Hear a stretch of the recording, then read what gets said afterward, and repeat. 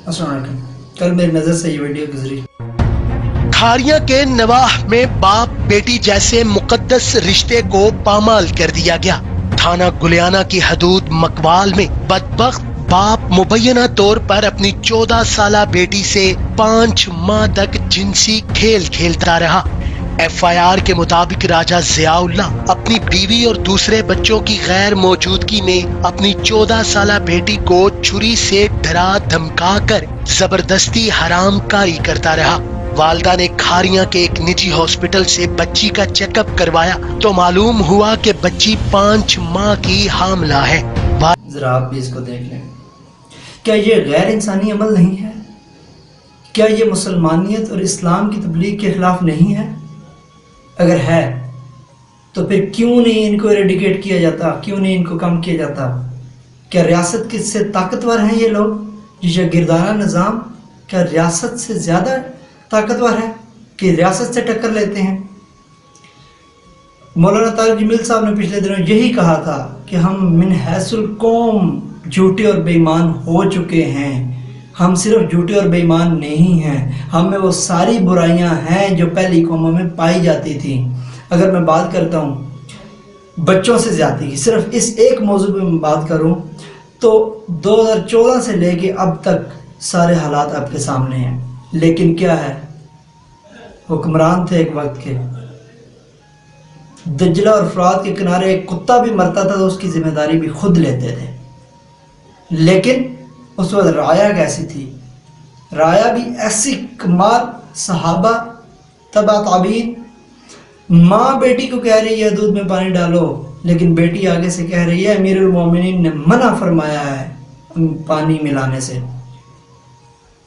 تو ماں آگے سے کہتی ہے امیر المومنین کون سا دیکھ رہے ہیں؟ بیٹی آگے سے جواب دیتی ہے، اس کا جواب سنیں کہ امیر المومنین نہیں دیکھ رہے لیکن امیر المومنین کا رب تو دیکھ رہا ہے. ہم اس نبی کے امتی ہیں، ہم اسلام کے دعوے دار ہیں، ہم عشق رسول کے دعوے دار ہیں. جس سے عشق کیا جاتا ہے اس کی مرضی کے مطابق زندگی گزاری جاتی ہے. محبوب کی مرضی کے مطابق اپنی زندگی کو ڈال لینا ایک عاشق کا سرمایہ ہوتا ہے. لیکن ہمارے کیا، ہم دعوی عشق رسول بھی کرتے ہیں، ہم اسلام کا دعویٰ بھی کرتے ہیں، مسلمان بھی، ہم پکے سچے سب سے اچھے مسلمان بھی ہیں، لیکن ہم جھوٹ بھی بول رہے ہیں، ہم ظلم بھی کر رہے ہیں. رمضان سے پہلے قیمتیں کیا تھی، ابھی قیمتیں کیا ہیں. میڈیا کو دیکھ لیں، سوشل میڈیا کو دیکھ لیں، ہر طرف ایک ہی شور برپا ہے. اب صرف بچوں سے زیادتی کے کیسز کو دیکھ لیں.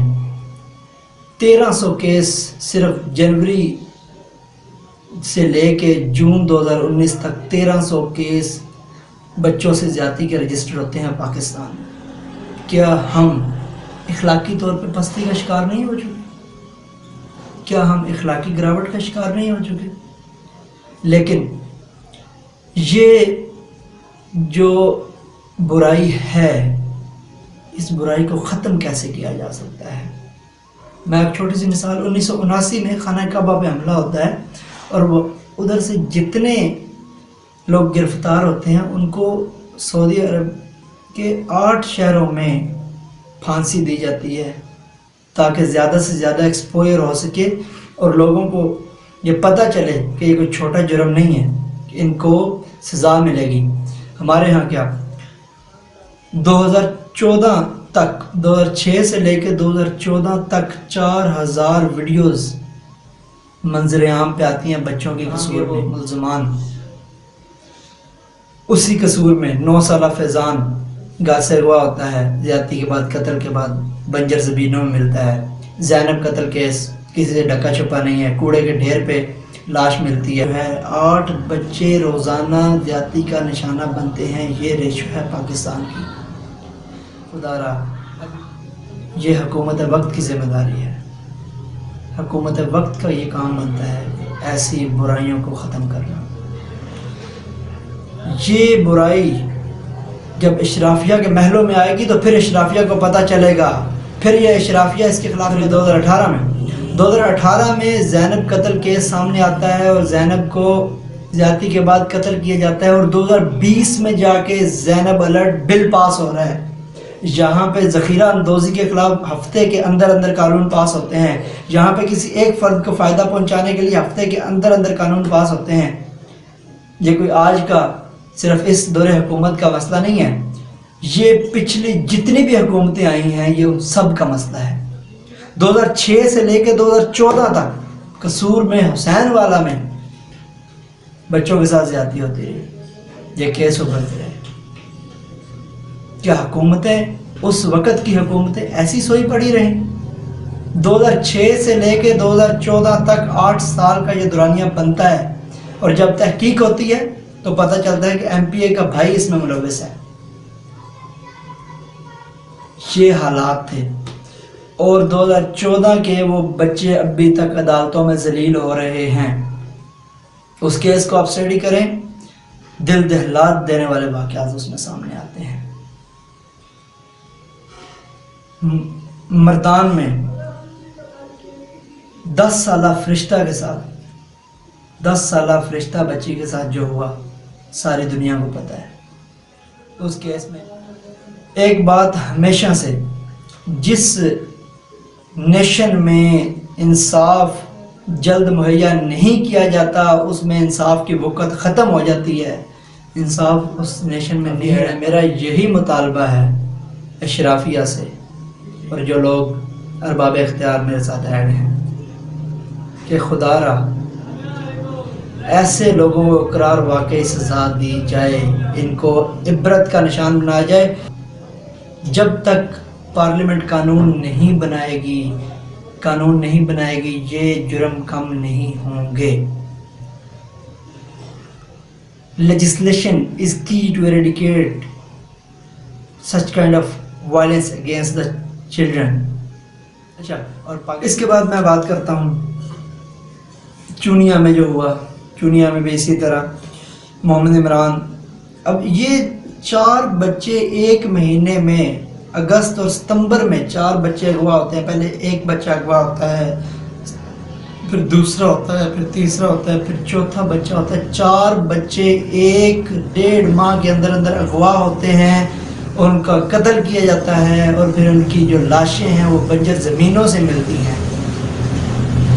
اگر ہم نے 2006 اور 2014 میں جو کیسز سامنے آئے تھے، اگر ان لوگوں کو عبرت کا نشان بنایا ہوتا، زینب قتل کیس میں عمران کو عبرت کا نشان بنایا ہوتا، اس کو سرعام پھانسی دی ہوتی، تو آج یہ کیسز سامنے نہ آتے۔